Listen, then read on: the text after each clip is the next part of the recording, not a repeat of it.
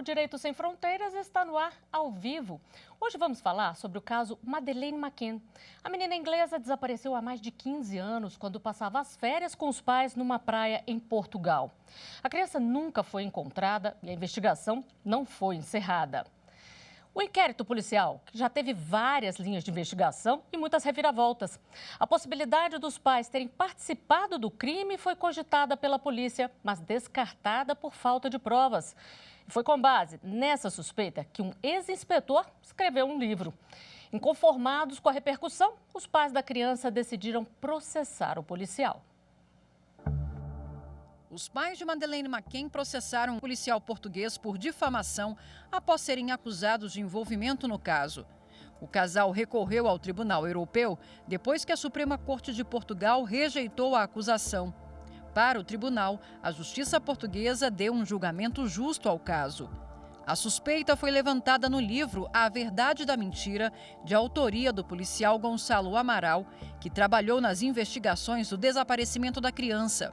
Para o casal, as declarações feitas pelo ex-inspetor minaram a reputação e a presunção de inocência deles. Na época, os pais de Madeleine McCann chegaram a ser interrogados como suspeitos formais. No entanto, a polícia portuguesa desistiu da investigação por falta de provas e absolveu o casal de qualquer envolvimento. A pequena Madeleine McCann, de apenas 3 anos, desapareceu em 2007 do quarto em que a família estava hospedada na Praia da Luz, no sul de Portugal. No momento, os pais estavam com amigos em um restaurante a poucos metros do quarto. Quando eles voltaram, viram que a filha não estava mais lá. Até hoje, ela nunca foi encontrada. E a polícia portuguesa ainda não encerrou o caso. E para falar deste assunto, vamos conversar ao vivo e online com o diplomata Paulo Fernando Pinheiro Machado, que também é professor de Direito Internacional e vice-presidente da Comissão de Direito Internacional do Instituto dos Advogados Brasileiros. Doutor Paulo Fernando, muito obrigada pela sua participação aqui no nosso programa. E eu queria que o senhor começasse explicando para a gente por que esse caso não foi encerrado até hoje. Olá, Flávia. Muito obrigado pelo convite. É um prazer estar aqui com vocês essa noite. Aparentemente, pelo que a gente pôde pegar pelas notícias da imprensa, o caso ainda segue em aberto porque de todos os suspeitos que apareceram ao longo desses 15 anos, não foi possível recolher provas o suficiente para iniciar uma persecução penal contra algum outro suspeito. Nos últimos meses, é um caso que essas investigações estão ocorrendo em 3 países simultaneamente, o que é uma investigação sui generis nesse aspecto, está ocorrendo em Portugal, na Alemanha e na Inglaterra, e a polícia alemã parece que apreendeu uma pessoa que poderia ter as características que o levariam a ser um eventual suspeito ou culpado, mas isso ainda está sob investigação.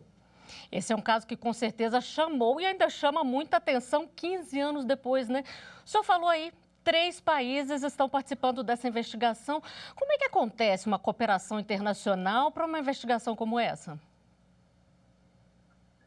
Bom, existem mecanismos previstos de cooperação policial internacional, de cooperação jurídica internacional. Esses mecanismos geralmente operam por uma rede de tratados bilaterais ou multilaterais. No caso em específico, ela ocorre em boa parte no âmbito europeu. Ou seja, a União Europeia já tem a sua rede de tratados, a sua rede de colaboração entre as autoridades policiais muito bem estabelecida, muito bem desenvolvida. E num caso como esse, doutor Paulo Fernando, quem coordena as investigações? Cada um coordena ali no seu próprio país ou a polícia portuguesa, como o caso aconteceu lá, é que coordena? Sim, normalmente, como se trata de um caso criminal, o local da ocorrência do crime acaba tendo uma preponderância nisso, mesmo porque todas as provas do local do crime, as investigações, elas acabam sendo centradas no território português, nesse caso específico. E, inclusive, todo o caso, toda a litigância teve como base, tanto a parte, em especial a parte civil, que é o que diz respeito a essa última decisão, ela ocorreu toda no foro português. Agora, como é que que é feita essa condução do inquérito? Porque sequer foram encontrados vestígios, não houve um corpo. Isso pode ser um impedimento aí para encerrar as investigações ou existe um prazo limite? Como é que acontece, doutor Paulo Fernando? Normalmente existe um prazo prescricional, né? Nesse caso em específico, o prazo prescricional, se não me engano, ele vai vencer agora, nos próximos meses, depois de passado 15 anos. E esse é um dos motivos pelos quais as autoridades têm buscado trazer mais informações e, eventualmente, cooperar de uma maneira um pouco mais aprofundada nesse caso específico. Existe a possibilidade também que seja prorrogado essa prescrição por causa da pandemia, né? Mas as informações que a gente tem é que isso ainda tá em aberto, ainda está em discussão. A gente sabe que pode ser prorrogado, como o senhor falou aqui, mas o fato de aparecer uma nova pista de repente, isso pode fazer com que a prescrição não aconteça no tempo devido ou não? Passou ali o prazo, como o senhor disse, o caso vai ser encerrado. Normalmente, quando há um prazo prescricional, sim, aí o Estado passa a não ter mais interesse em continuar aquela busca e continuar despendendo recursos públicos em uma busca que se mostrou infrutífera e com o decurso do tempo ela acabou ficando muito distante das provas e do momento em que aquilo ocorreu. Mas esse é um caso bastante sui generis, que suscitou um interesse internacional inédito. E eu acredito que, dependendo do caráter e da consistência das provas que eventualmente surjam, possa ter uma avaliação sui generis. E 3 países estão envolvidos nas investigações. Quem é que pode determinar aí o fechamento do caso? Um país pode determinar que seja fechada a investigação nele e o outro não? Como é que funciona na prática? Bom, na prática, normalmente tem a preponderância o país do local onde o crime ocorreu, né? E normalmente, para o direito penal e para o direito penal internacional, o local do crime passa a ter uma preponderância nessas investigações. Mas claro que isso tudo passa também por uma negociação e pelo interesse de outros países eventualmente envolvidos, né? E de seus nacionais também. Mas a gente pode dizer que há uma preponderância do local onde o crime ocorreu. E nós estamos falando de uma investigação em 3 países. Quais são as legislações que estão presentes aí nessa investigação, doutor Paulo Fernando? Preponderantemente, seria a legislação portuguesa, né, que foi a legislação do foro, isso para o aspecto criminal. E também para o aspecto civil, que é o que está em questão nessa litigância, nessa decisão que nós tivemos agora no dia 20 de setembro, né, da Corte Europeia de Direitos Humanos. Normalmente, então, existe a legislação portuguesa e, acima dessa legislação portuguesa, há os tratados de direitos humanos e a legislação europeia em geral. Essa sentença que saiu no dia 20, ela é muito interessante e ela é uma sentença longa, em que o Tribunal, a Corte Europeia de Direitos Humanos, ela analisa vários aspectos da legislação interna portuguesa e como essa legislação, então, foi avaliada e foi apreciada pelo Judiciário português no caso. Bom, a gente vai falar mais sobre esse tribunal no próximo bloco. O Direito Sem Fronteiras faz uma breve pausa e volta já já.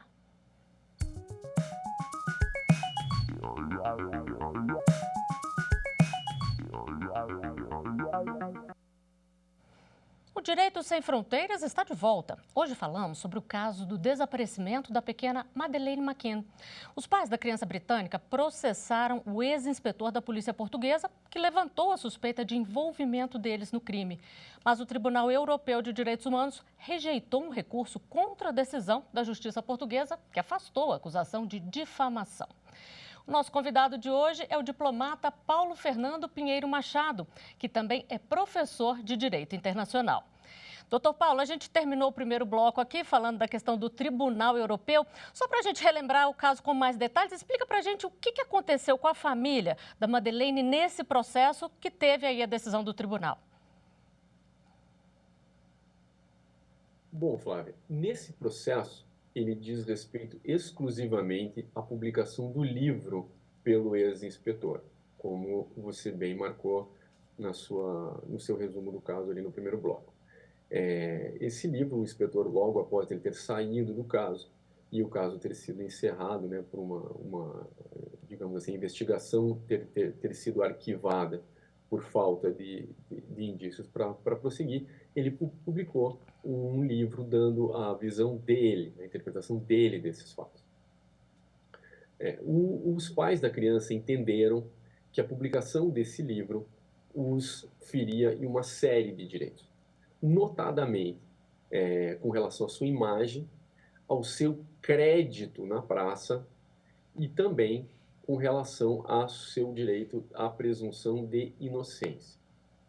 Então, esse caso ele passou por todo o judiciário português, ele foi até a Suprema Corte de Portugal, e ele acabou indo para a Corte Europeia de Direitos Humanos. Um dos requisitos para que um caso ingresse na Corte Europeia de Direitos Humanos é justamente que ele esgote os recursos internos do Estado ao qual o reclamante está buscando uma reparação.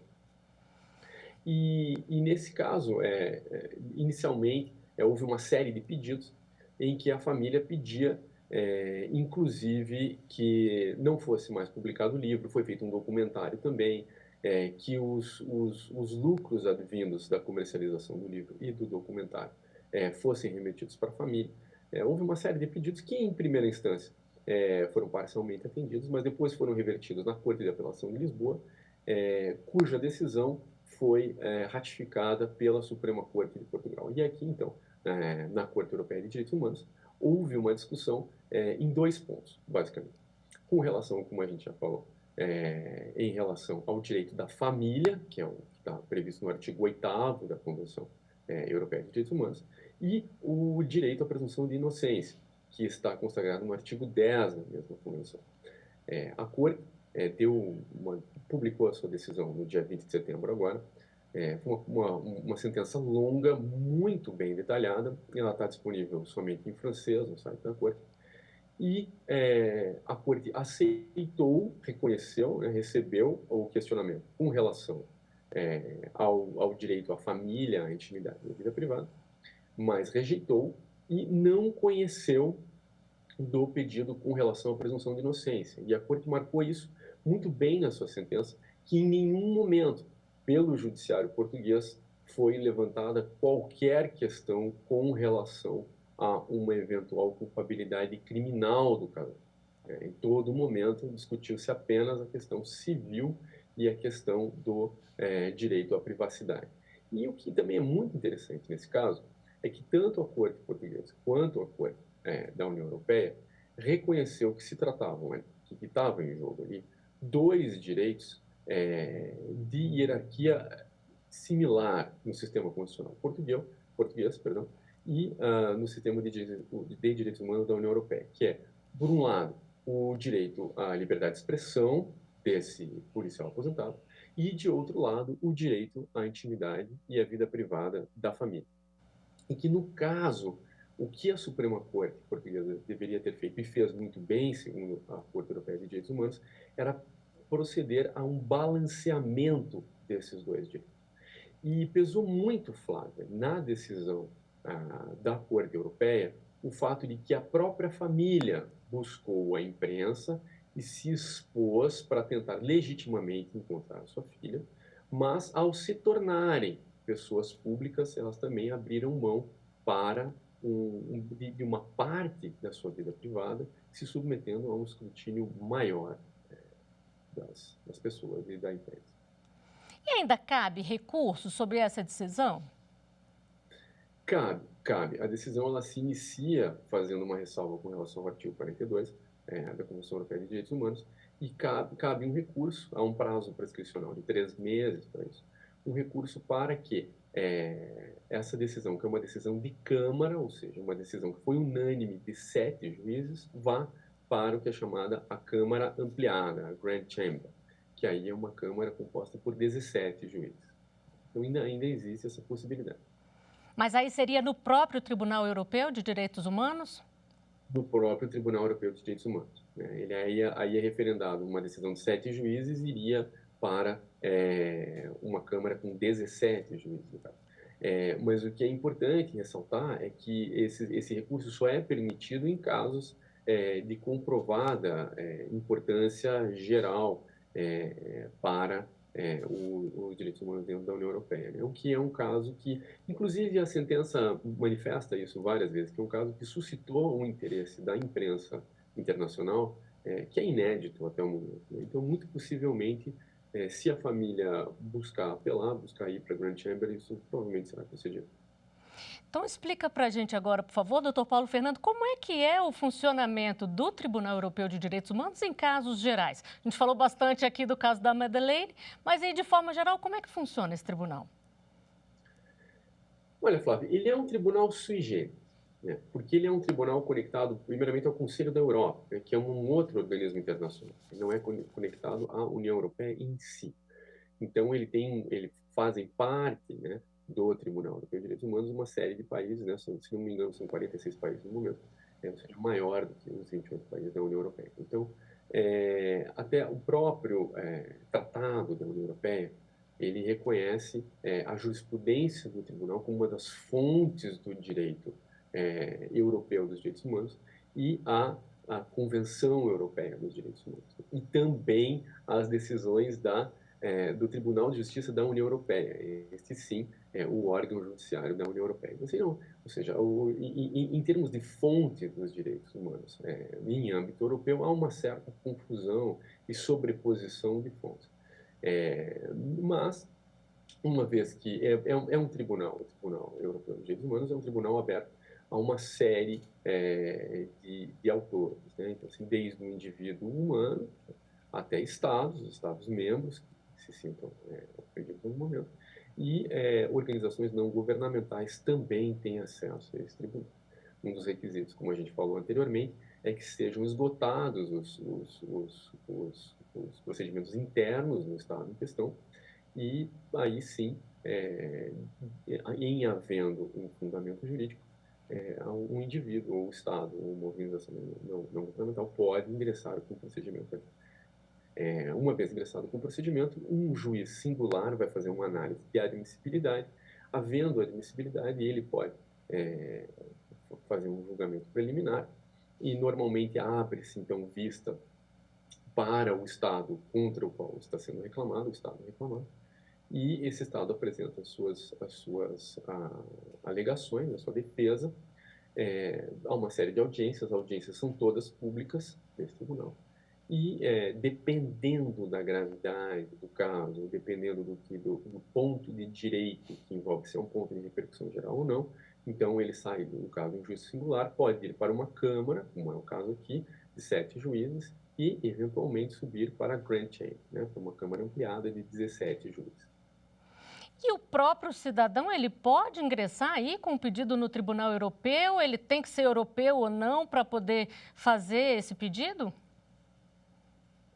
Pode, um cidadão pode entrar, um indivíduo humano pode entrar, tem acesso a essa corte. Ele não necessariamente precisa ser um cidadão europeu, mas tem que haver alguma coisa contra um Estado-membro que faça parte do Conselho da Europa e do Tribunal de Justiça da União Europeia. Mas a quantidade de casos anuais que são apresentados para o Tribunal Europeu de Direitos Humanos é enorme, são milhares de casos, e muitas vezes eles são casos repetitivos, né? E muitas vezes eles são até infundados. Então, assim, é um tribunal que atrai bastante atenção, mas não necessariamente os casos que são ali apresentados eles têm alguma consequência ou vão adiante, normalmente. E a decisão do tribunal? Ela tem um valor final ali, por exemplo, o país que recebe uma decisão dessa ou a pessoa, ela tem que cumprir essa decisão se não houver uma forma de recurso? Essa é uma das grandes críticas ao sistema europeu de direitos humanos, porque não há uma forma de execução das sentenças. Então, na própria Convenção Europeia de Direitos Humanos, ali, os Estados-partes se comprometem a cumprir com as decisões e a respeitar os direitos humanos dentro dos seus territórios. Mas há uma série de casos notórios nos quais a decisão não foi cumprida.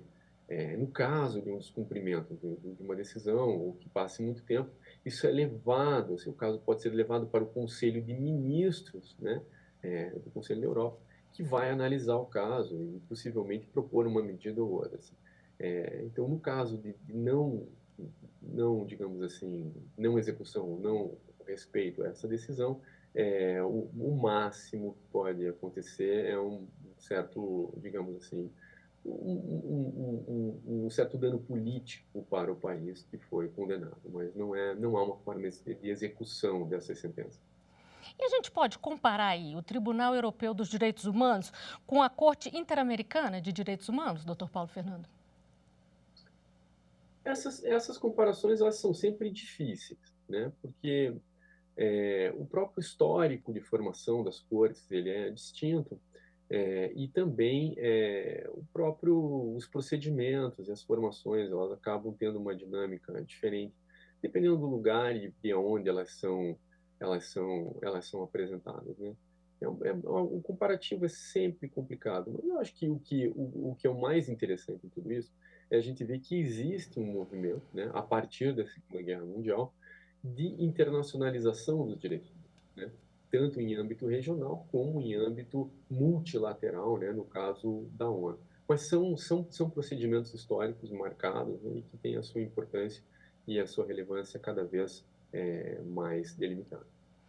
Bom, doutor Paulo Fernando, o nosso programa de hoje está chegando ao final. Eu agradeço muito a participação do senhor e todos os esclarecimentos sobre esse caso que há tantos anos vem atraindo tanta atenção, né? Muito obrigada. Eu que agradeço. Foi um prazer estar aqui com vocês.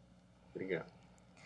E eu agradeço, claro, a você que nos acompanhou. Não deixe de seguir a nossa programação no site da TV Justiça e também no nosso canal no YouTube. Até o próximo programa. Tchau.